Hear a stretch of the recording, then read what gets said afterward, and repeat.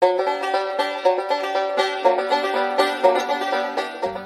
I started playing the banjo and listening to Earl Scruggs, I guess in the late 60s.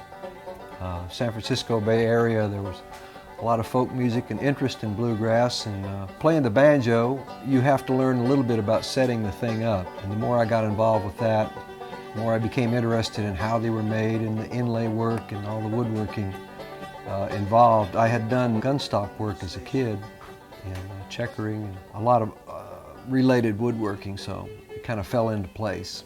Well, in 1972, I was playing in a bluegrass band in San Francisco, and we would gather on Saturdays and watch the TV shows from Nashville. We were fascinated with all the musicians and what was going on in Nashville at that time, and the whole band basically decided to come here.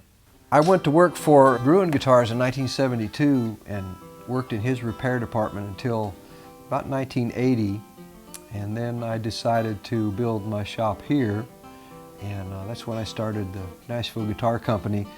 My thinking was over the years, I had repaired and replaced every part of acoustic guitars and other instruments, and I thought, well, I can make all those parts and put them together and put my name on it. At this point, I've made about 260 acoustic guitars. One of my favorite projects was building a guitar for Kevin Eubanks. I'd seen him on Jay Leno's show for years, and he wanted a particular style of guitar made. He called it an extended cutaway. Kevin likes to play all the way down to the end of the neck. He wanted to be able to get his thumb behind that area, which on an acoustic guitar is kind of an engineering feat.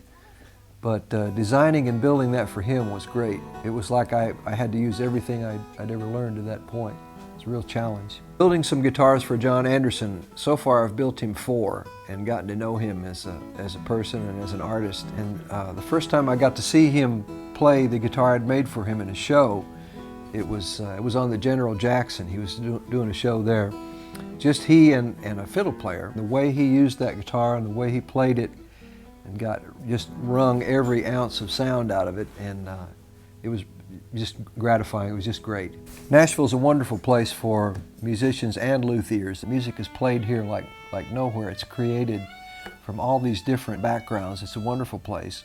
After doing this work for so long, about 50 years, I've accumulated some knowledge. So when Musicians Institute called about this new school, it was a wonderful experience for me. It gives me an opportunity to share some of the things I've learned. It places a new value on the knowledge I've accumulated, which is really gratifying to me.